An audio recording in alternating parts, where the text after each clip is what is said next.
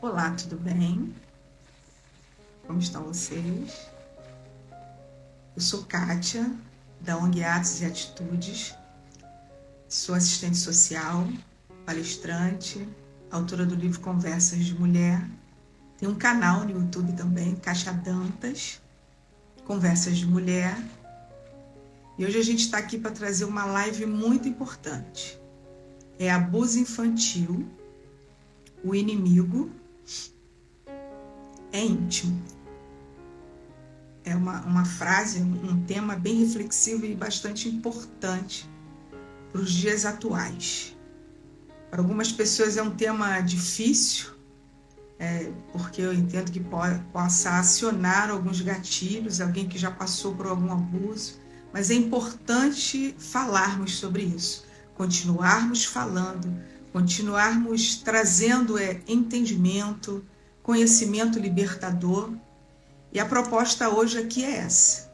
A ONG Atos e Atitudes, através do projeto Conversas de Mulher, hoje traz essa live para que possa trazer a cada pessoa que assiste um conhecimento que seja libertador, um conhecimento que possa levar você a uma autonomia, a um poder de escolha, a abrir os seus olhos diante de tudo que está acontecendo. E o conhecimento é muito importante nesse momento. Para que haja uma liberdade, é necessário que haja um conhecimento. Por isso que hoje nós, através do nosso projeto Conversas de Mulher, que é um projeto da ONG Atos e Atitudes, que tem essa proposta de trazer temas relevantes, temas importantes, temas que possam falar com você, temas que possam trazer a nossa realidade, que é tão difícil hoje, reflexões, temas que possam ajudar mulheres, temas que possam ajudar a sociedade, que possa somar. Eu entendo que cada um contribui com aquilo que tem. Eu, como uma pessoa que trabalhei com violência doméstica por muitos anos, agora me encontro aposentada, eu entendo que esse problema ele continua crescente, recorrente e presente. Ele não acabou ainda, né? Então, por isso que nós precisamos continuar falando sobre ele. E o projeto Conversas de Mulher, ele tem essa proposta.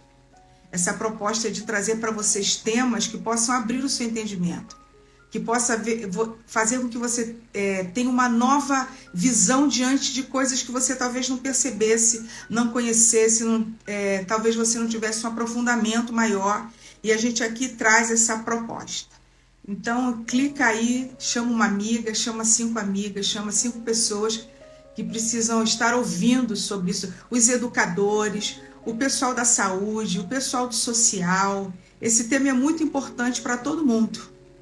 Para todo mundo que convive nessa sociedade, é um tema importantíssimo. Então, chama as pessoas, como eu falei, da educação, as pessoas que trabalham com social, os professores, o pessoal da área médica, todas as áreas. E a gente vai começar aqui agora falando sobre isso. Ele fala sobre o abuso infantil. E eu coloco uma frase embaixo. O inimigo, ele é íntimo. Diferentemente de outras relações, o inimigo, o abusador, ele é alguém muito próximo. Ele é alguém muito íntimo. Ele é alguém que circula na casa, no lar, no meio de convívio daquela criança e adolescente.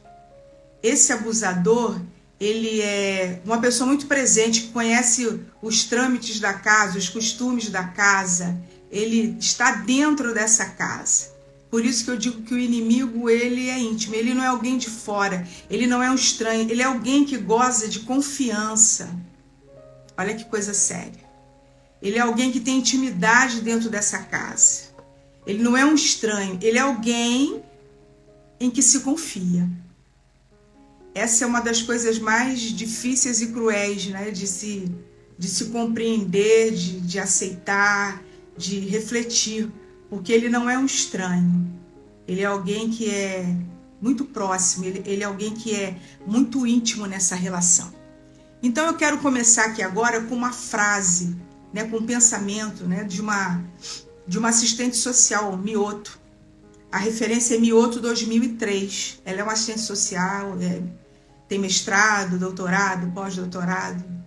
E tem tudo que você possa imaginar. Ela é uma pessoa que conhece profundamente. E eu começo com essa fala dela.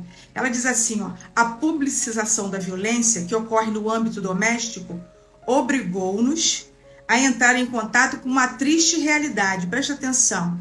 De que a casa é, como sempre foi, também um lugar de risco. Então ela faz esse alerta. Ela diz que a casa, diferentemente do que a gente pensa, que é um lugar seguro, um lugar onde as crianças e os adolescentes estariam protegidos, é um ledo engano. Ela diz que sempre foi e continua sendo, que a casa também é um lugar de risco.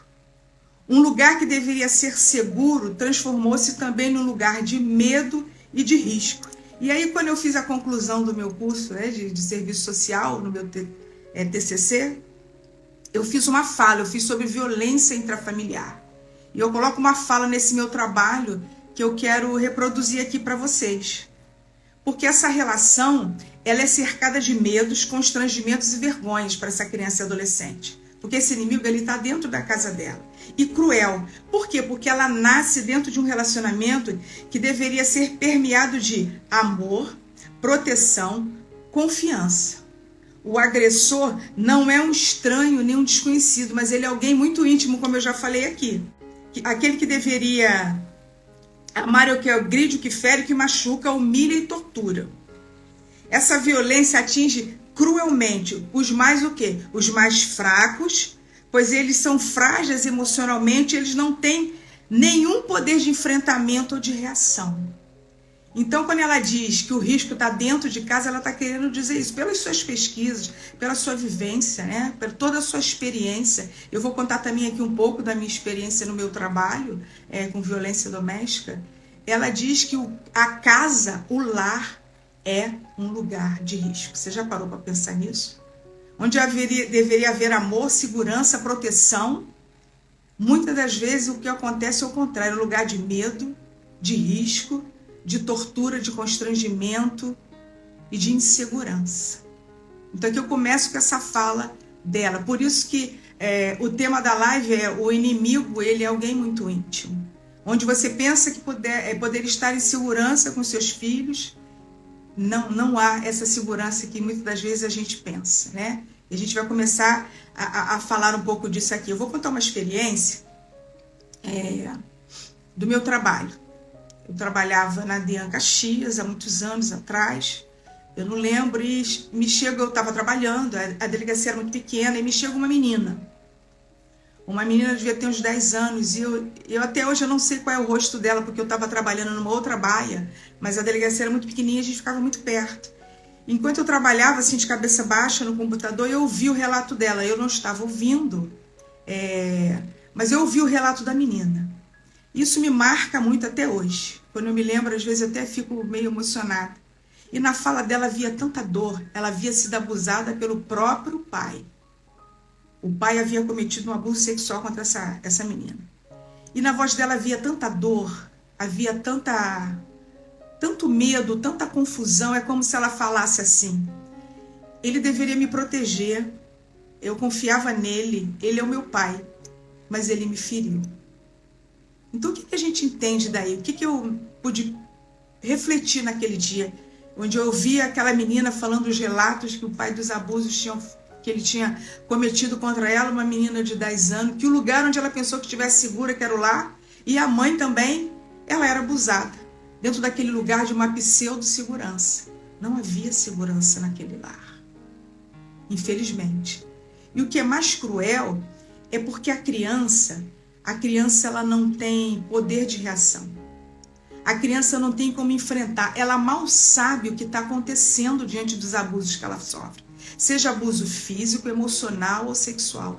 Ela não entende como aquela pessoa que deveria protegê-la é aquela que agride, aquela que a machuca, aquela que a violenta, aquela que destrói ela emocionalmente. Ela não consegue entender isso porque ela é uma criança. E é mais cruel ainda por isso. Porque ela passa por abusos sem menos entender o que está acontecendo. Ela sente medo, ela sente desconforto, ela sente uma coisa muito ruim, mas ela não sabe nem lidar com aquilo, porque ela não consegue nem explicar aquilo que está acontecendo com ela. Então ela não consegue reagir. As crianças, pelo ECA, o Estatuto da Criança e Adolescente, no artigo 5º, diz que a criança ela precisa ter uma total proteção, uma proteção integral. É isso que fala, em todos os níveis. A criança e o adolescente ela precisa ser protegida, precisa ser amada, cuidada. E, infelizmente, a gente percebe que nos lares hoje o inimigo ele é íntimo, ele mora dentro dessa casa, ou então ele transita por essa casa com muita facilidade, com muita confiança. E dentre esses abusos, nós vamos ver alguns aqui. Quando a gente pensa em abuso infantil, a gente pensa só no sexual, mas não. Existe o abuso físico, que é o abuso que machuca, que bate, que fere fisicamente, que provoca queimaduras, hematomas, marcas na pele. Esse é o abuso físico que muitos pais cometem com o discurso de ensino, com o discurso de estar ensinando, de estar educando. Né? Uma coisa é uma coisa, como eu sempre falo, outra coisa é outra coisa. A correção precisa ser baseada principalmente nos diálogos, nas conversas. Quando você fere uma criança fisicamente e a machuca, aí está acontecendo o quê? Está acontecendo um abuso físico. Essa criança está sendo abusada, machucada. E não são poucas as vezes que a gente vê, presencia e até vê muitas das vezes na televisão aquela criança que chega lá, ali no pronto-socorro, ela está toda machucada e o pai e a mãe dizem, ela caiu, o responsável diz, ela caiu. E quando os médicos começam a analisar aquela criança, ela tem fraturas antigas, ela tem hematomas antigos, ela tem a pele toda arroxeada. E a gente precisa ficar alerta isso também. Porque uma criança, quando ela cai, ela se machuca, ela vai se machucar pontualmente. Caiu do lado direito. Então, as marcas que ela tiver terão que ser do lado direito, sim ou não? Ela não pode ter todo o corpo marcado. Ela não pode ter a cabeça, a barriga, a perna esquerda, e a gente precisa ficar atenta a tudo isso. Porque quando a criança cai, tem uma queda, se machuca, ela vai ter uma lesão pontual e não todo o seu corpo marcado, o seu corpo queimado, o seu corpo dilacerado. É necessário que a gente tenha essa atenção aí, né? Então essa é a violência, é o abuso físico. Existe também, em relação às crianças, infelizmente, o abuso emocional. É o abuso que causa danos assim terríveis, que prejudicam o pleno desenvolvimento emocional dessa criança. Ela vai crescer cheia de debilidades, cheia de lacunas, cheia de ausências, cheia de traumas emocionais, porque ela foi massacrada emocionalmente. Coisas que podem parecer uma brincadeira, que pode parecer uma fala inconsequente, provocam marcas profundas nas crianças. Coisas do tipo, seu cabelo é duro, você é preta, você é gorda, você é feia, você não vai dar para nada, você não consegue nada, você é burra, você não sabe ler, você não sabe escrever, a amiguinha do lado, ela é melhor do que você, e começa a massacrar, constranger a criança na frente das pessoas, expor essa criança, esse adolescente, contar suas dificuldades, né? Contar suas mazelas, os seus erros, e aquela criança vai sendo emocionalmente massacrada, vai sendo constrangida, né?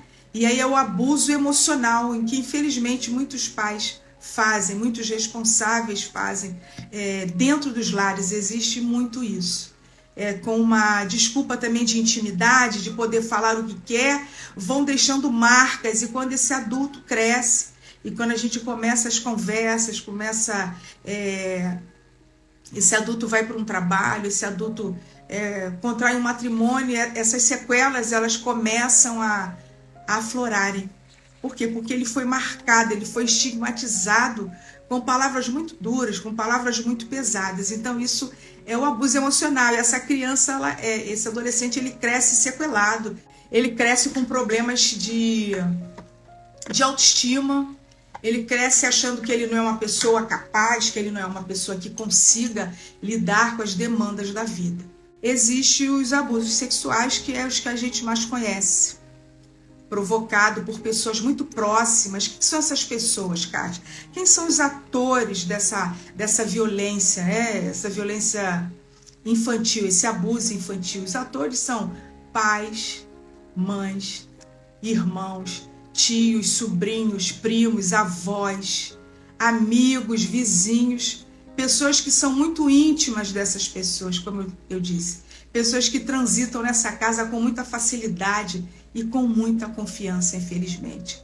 E os abusos sexuais são aqueles que são perpetrados contra essas crianças nas caladas da noite, no silêncio, quando não tem ninguém em casa, através de abusos, de carícias, de beijos, de toque nas partes íntimas das pessoas, masturbação, exposição dos órgãos genitais. Tudo isso consiste em um abuso sexual contra a criança, porque ele não está conseguindo entender o que é tudo aquilo. Como eu falo que é muito cruel, é porque a criança sabe que aquilo traz um desconforto para ela.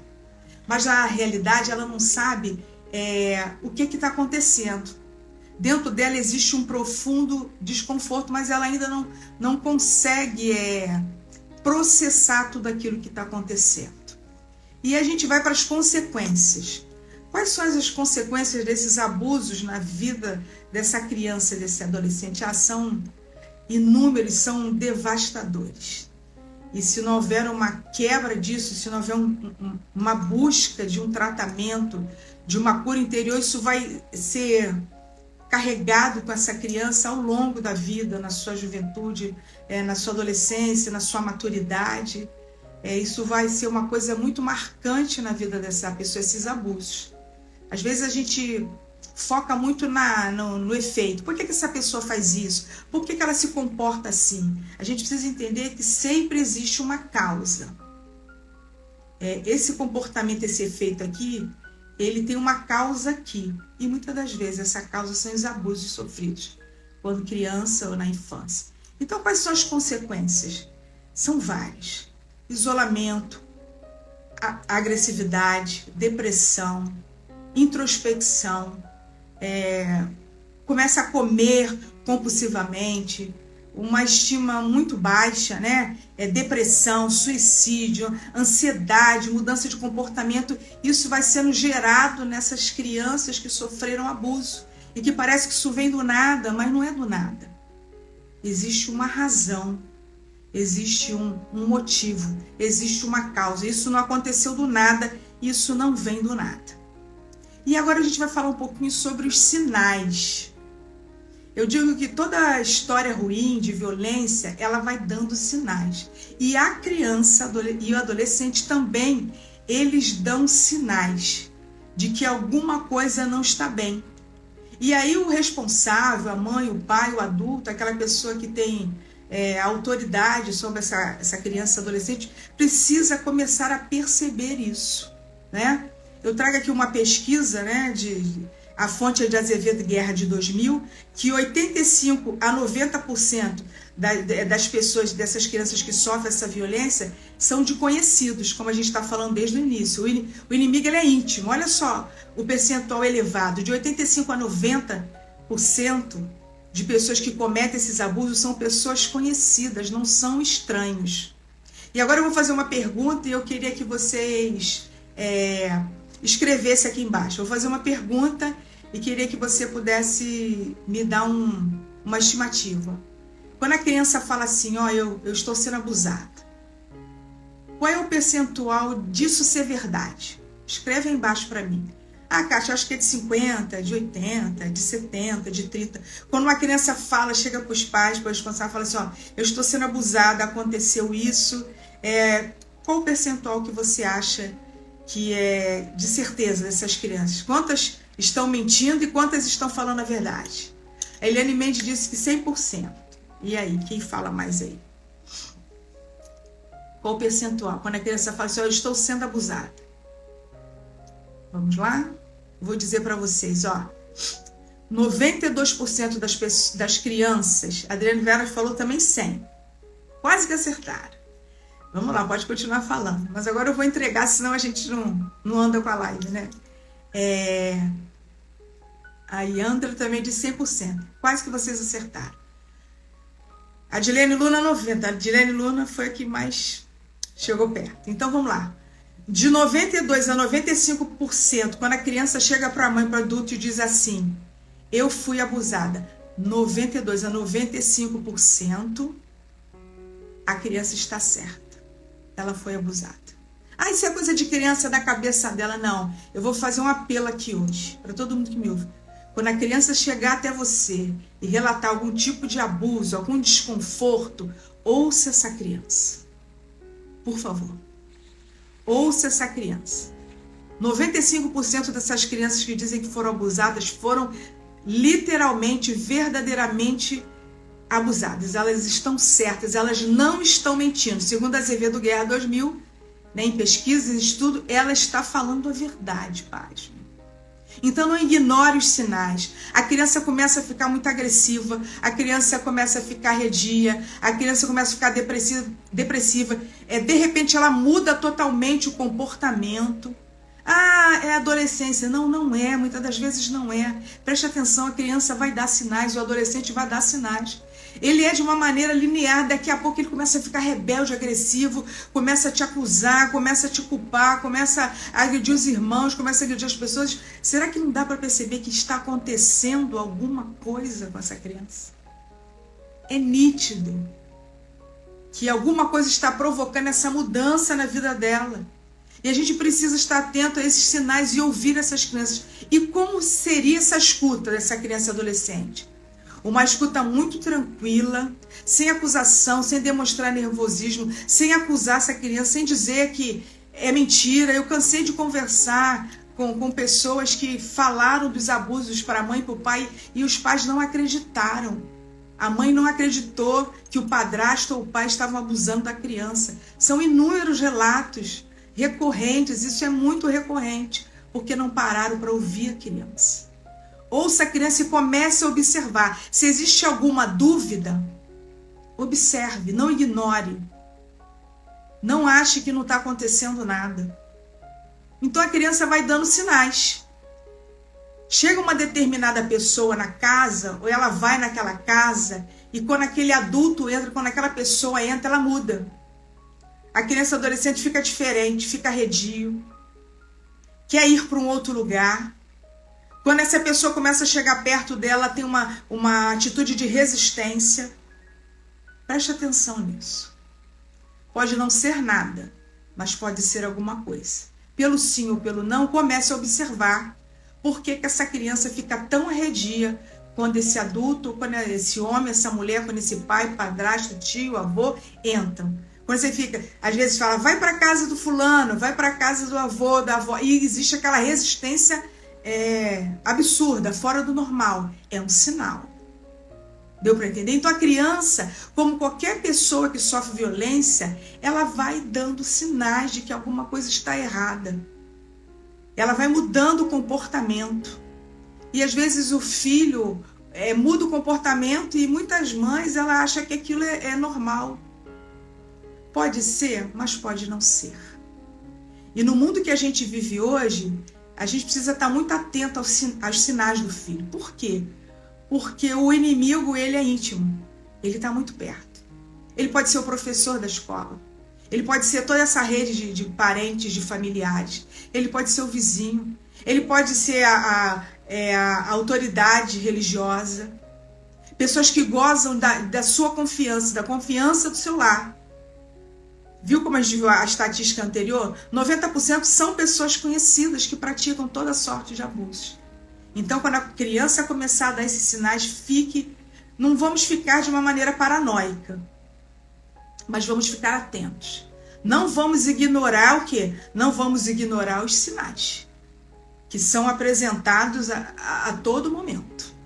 A realidade é essa. Viu que a criança está mudando muito, viu que ela está ficando muito esquisita, viu que o comportamento, a personalidade tem alguma história aí. Pode investigar, pode começar a chegar, pode começar a observar, porque vai ter alguma história que a gente não sabe. Tá? Então vamos ficar atentos aos sinais. A fala da criança muda, ela começa a ficar às vezes muito sexualizada, e vai acontecer uma série de coisas que vão denunciando tudo isso aí que a gente está falando, ok? Então os sinais são super importantes. Existem algumas histórias da gente perceber que as mães deixam as crianças irem para tal lugar, irem para o outro lugar. Muito cuidado com isso também, eu faço um alerta aqui.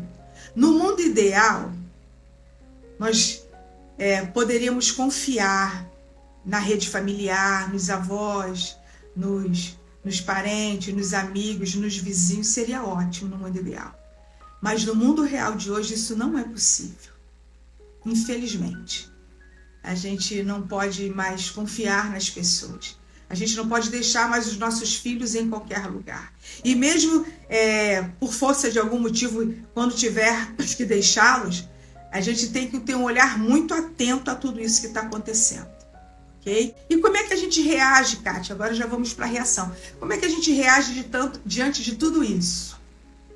Como é que a gente pode reagir? Primeiro, denunciando. Você só quebra um ciclo de abuso quando você denuncia. É preciso que haja uma denúncia numa delegacia, no Ministério Público. Isso precisa ser denunciado, isso precisa ganhar visibilidade para que esse ciclo seja quebrado. Isso aqui que eu vou falar agora é muito sério. Por quê? Porque o abusador é alguém muito íntimo. E acontece muito isso nas famílias. Ele é o avô, ele é o pai, ele é o tio, às vezes ele é o provedor, às vezes ele é o irmão, ele é o primo, ele é o padre, ele é o pastor, ele é alguém muito, muito próximo. E aí entra a celeuma. Como que eu vou denunciar o pai? Como eu vou denunciar o avô que já está velhinho? Como eu vou denunciar o irmão? Então, vamos refletir numa coisa aqui muito séria. Quando essa pessoa que deveria zelar por essa criança, ela se omite, ela está cometendo um crime, tá? O crime de omissão. Porque ela sabe da situação e não está denunciando. É um crime de omissão. Ela sabe da situação. E o que acontece também? Ela revitimiza essa criança que foi abusada. Porque essa pessoa vai continuar no convívio. E essa criança, ela tem muito medo dessa pessoa. E por que essa criança não fala? Às vezes demora uma vida toda, 5 anos, 10 anos, porque ela tem medo, porque esse abusador diz que vai matar a família, vai matar a mãe, vai matar todo mundo. Esse abusador ameaça essa criança que não sabe se defender, que não tem poder de enfrentamento e nem de reação nenhuma. E ele vai ameaçando, ele vai constrangendo, vai dizendo, olha, ninguém vai acreditar em você, como muitas das vezes acontece. A criança, o adolescente fala e a pessoa responsável não acredita, não presta atenção, não começa a observar. E a criança vai ficando acuada. E aí, por essa falsa, como eu vou dizer? Por essa falsa harmonia familiar, de não querer expor, acabam não denunciando o abusador. E o pior, mantendo esse abusador no mesmo espaço dessa criança. É catastrófico, é cruel. O que se passa? Qual é a leitura que essa criança e adolescente vai fazer? Ninguém me ama, ninguém se importa comigo nessa casa. Em detrimento dessa criança, protege-se o abusador. Isso que eu estou falando é muito comum, tá? Porque esse amigo, como eu estou falando, esse inimigo, ele é muito íntimo. Ele muitas das vezes, como nós vimos, ele está dentro dessa casa. E aí, em detrimento de proteger essa criança, de amparar, de cuidar, não se denuncia. Porque ele é o avô, ele é o pai, ele é o padrasto, ele é a mãe, ele é não sei quem, muito íntimo. E essa criança sofre de novo essa crueldade. E o pior, quando não acontece uma quebra desse ciclo, uma denúncia, esse abusador ele vai continuar fazendo o que ele sempre fez. Ele vai continuar repetindo os ciclos em outros lugares. Ele vai continuar abusando das pessoas, de crianças, de adolescentes, de meninas e de meninos. Porque ele não foi exposto, porque ele não foi denunciado. Então, onde quer que ele vá, ele vai continuar praticando. Então, ele não só praticou contra essa criança, mas ele vai continuar praticando com outras crianças. Por isso, é uma responsabilidade de não nos omitirmos, custe o que custar. Tenha o preço que tiver. A violência, o abuso só pode ser quebrado com a denúncia. Isso que eu estou falando aqui não é uma utopia, né? Isso não é uma coisa irreal, não, isso é muito real, tá? Outra coisa, como é que a gente pode reagir a esse abuso? A gente também pode reagir educando essa criança. A gente não só criminaliza o fato com o abusador, mas a gente também precisa promover dentro das nossas casas, das crianças, a gente precisa promover uma educação. A gente precisa explicar para as crianças o que é abuso, onde pode tocar, onde não pode tocar. Algumas coisas começam a acontecer estranhas. As crianças, hoje, mais cedo do que nunca, infelizmente, no mundo ideal, nós poderíamos esperar um pouco. Mas hoje em dia, do jeito que estão as coisas, essas crianças precisam ser educadas. E aí, às vezes, pode falar, mas a mãe não sabe. Procure ajuda. Hoje em dia tem muita ajuda. Tem muita ajuda. Então, a gente precisa educar as crianças dentro de casa. A palavra de autoridade, né, a palavra de ensino, de educação, precisa partir de nós dentro de casa. A gente precisa começar a ensinar os nossos filhos a como se proteger. Por quê? Porque a educação, ela protege essa criança. Quando o abuso começar a se manifestar, essa criança, mesmo ela sendo criança, ela vai ter um pouco de capacidade de poder enfrentar, de contar para a mãe, de contar para alguém. Então, a educação também vai proteger essa criança. A gente também pode reagir através de terapias, psicólogos para ajudar, porque essa criança vai precisar de um tratamento. Ela vai precisar de ajuda psicológica, de ajuda terapeuta. A gente também pode procurar os conselhos tutelares que protegem as crianças, né? Que tem todo um direcionamento, né? Para esse campo aí. Então você entende que a gente pode procurar ajuda em muitos outros lugares para proteger essas crianças, primeiro com uma educação dentro de casa, depois com a denúncia que quebra esse ciclo e impede que esse abusador continue perpetuando esses abusos, porque ele certamente já é abusador quanto mais, ela não foi a primeira nem vai ser a última, se isso não for quebrado. A gente precisa da ajuda também de uma equipe que possa ajudar, de terapeutas, psicólogos. A gente pode procurar o conselho tutelar. Existe muita coisa boa hoje que pode ajudar essas crianças que sofreram esse tipo de violência, de abuso. E a gente também pode contar muito com os profissionais da educação. Cooperação dos profissionais da educação e dos profissionais da saúde. Porque dentro das salas de aula, dentro dos espaços acadêmicos, né, de ensino, a professora começa a perceber isso. Ela começa a conhecer os alunos e ela vê quando o aluno chega machucado, quando o aluno começa a ficar muito arredio, como eu falei, muito depressivo, muito introspectivo, resistente ao toque. A professora, ela tem esse poder, né? As pessoas da educação, elas conseguem perceber isso e precisam levar isso para algum lugar, quando começarem a perceber. E também o pessoal da saúde. As pessoas que atendem essas crianças nos hospitais, nas UPAs, nas clínicas da família, elas conseguem detectar. Elas sabem como daquela criança está sofrendo uma violência física ou emocional ou sexual. Então, quando a gente junta todas essas pessoas, esse arcabouço, né, de profissionais, de pessoas da sociedade desempenhadas, a gente vai conseguir frear isso, a gente vai conseguir barrar um pouco isso, a gente vai conseguir promover um enfrentamento frente a esses abusos infantis. Então, isso parte de uma série de pessoas e de caminhos, né? Não é uma luta solitária. É uma luta que começa com uma percepção mais aguçada dentro de casa dos pais, uma educação que passa, né, pelas denúncias e que passa por profissionais da educação, da saúde, terapeutas, psicólogos. Quando a gente se une, né, reúne essa gama de pessoas, a gente começa a enfrentar isso, promover esse enfrentamento. Então, como eu falei, o perigo não está fora. Aqui já terminando, né? Se você quiser começar a escrever alguma coisa aí, pontuar. Eu sei que é um assunto que mexe muito com a gente, né? Um assunto bem complicado. E eu quero terminar aqui com uma frase. Depois você pode ouvir, replicar, passar para outras pessoas, porque é um assunto muito importante da gente falar.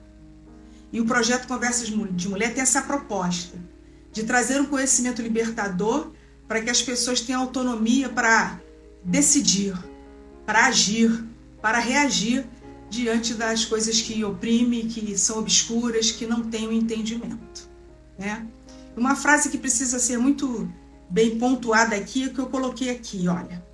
O único responsável pelo abuso é o abusador e quem se omite diante da suspeita ou confirmação do abuso. A criança se sente muito culpada, né? A criança se sente muito indefesa, impotente. A gente precisa sempre dizer para essa criança, para esse adolescente, no momento de acolhimento, que a gente vai escutá-lo, que a gente vai apontar um caminho diante de tudo que a gente viu aqui. A gente precisa frisar sempre isso. Ah, porque fez isso, porque a pessoa se comportou assim. Não. A culpa é do abusador e de quem se omite.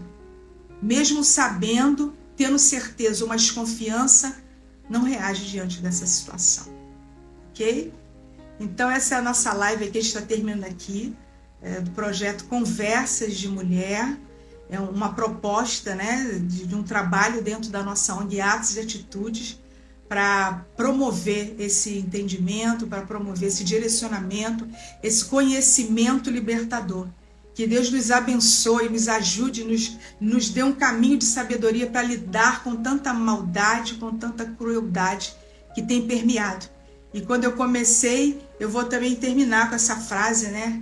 O lar, ele perde o status de lugar seguro para se transformar num lugar de risco. Porque o inimigo, ele é íntimo e ele está dentro dessa casa, transitando numa relação de confiança com esses responsáveis. Então fica essa frase. O lar perde o status. Ah, meu filho está seguro dentro da casa. Não está. O lar perde o status de lugar seguro para se transformar num lugar de risco, medos e abusos. Vamos estar alerta, vamos estar conscientes, vamos estar atentos aos sinais, ok? Um abraço, obrigado por todos que estiveram aqui e mais para frente a gente vai fazer outras lives também com esse direcionamento de trazer um conhecimento aí libertador. Jesus disse assim, ó, e conhecereis a verdade e a verdade vos libertará. Um beijo no coração, ok? Vai ficar gravado, tá? E aí você pode passar para outras pessoas, olhar de novo, ok? E se você quiser falar com a gente também, os canais da nossa ONG estão sempre abertos. Siga a nossa ONG Atos e Atitudes. Um grande abraço, até a próxima.